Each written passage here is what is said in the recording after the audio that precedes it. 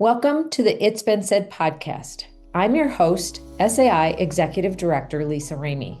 Today's episode is a special edition of the It's Been Said podcast. Dave Daughton, Government Relations Director, will discuss his perspective on current legislative topics relevant to district and school administrators. He'll offer his insights on this subject matter periodically over the coming months. Let's hear from Dave. Hi, everyone. This is Dave Daughton, Government Relations Director for School Administrators of Iowa, presenting the legislative update for week 12. It's April already, but it was another light week for bill movement. There were some chamber-to-chamber conversations about bills and how to reconcile language in those bills that they do want passed. They've also proposed amendments to bills and sent them to the other chamber, knowing they won't be accepted. On their part, the strategy continues, and we will continue to try to do what is right for our kids, our staff, and our schools.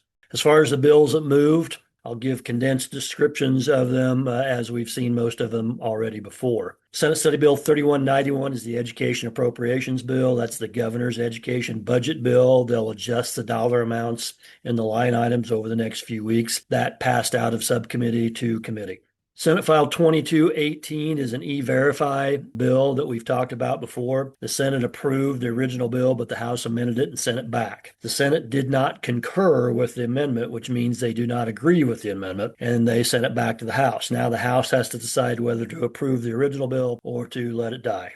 Senate File 2441 is a Teach Iowa Scholar program bill, and it makes adjustments to the original bill. We had a pretty good hand in making changes to the program. It prioritizes grants to special education teachers and to teachers in rural areas. It doesn't limit it to those. It just prioritizes them in those areas of greatest need. That moved through the Appropriations Subcommittee and the Appropriations Committee on Wednesday and moved to the House floor. Senate File 2474 started out as something different, but it became an AED study survey where the Department of Education will survey school districts about AED devices in their building, how many they have, where they are, and how many they might need. And then probably in another year, they'll talk about a grant program with that. House File 2591 is the change in ineligibility period. Currently, an open enrolled student is ineligible for athletics for 90 school days. This is a change to 140 calendar days, and that bill will go back to the House.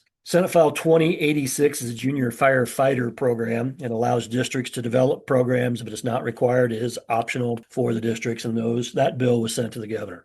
House File 2713 is a charter school bill that we've talked about before. Some of the objectionable pieces were removed by the committee, but it still requires TSS funds to flow through to the charter school, which takes money away from the public school. That passed out of the House Appropriations Committee.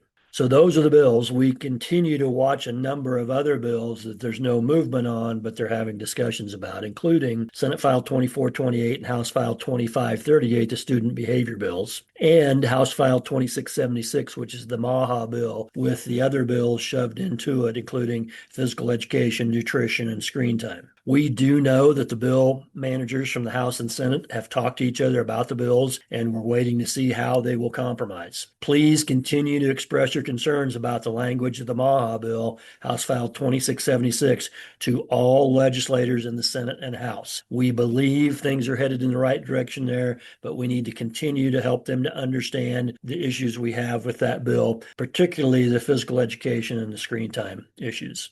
Senate File 2428 is the Senate's behavior bill, and that's scheduled to be debated on Monday in the House. We do not know what they intend to do with that bill. They could pass it as is, which is not very likely. They could substitute all of their bill and see what happens with that, or they could present a compromise amendment with parts of both bills, which is fairly likely. At this point, make it a priority to communicate with your representative. We're asking you to talk to your representatives now about the behavior bills. Share your concerns about the role of the Oversight Review Committee, as well as the ability of a teacher to determine not to allow a student back into their classroom. We did present talking points in the written version of these reports, and so I'd urge you to go back to those talking points and go through those and share those with your representative so that they understand that we do appreciate more of what's in the House bill as opposed to the Senate bill. There are numerous other bills that we're working on and talking to legislators about that match up with our legislative priorities. We'll continue to monitor those bills as well, including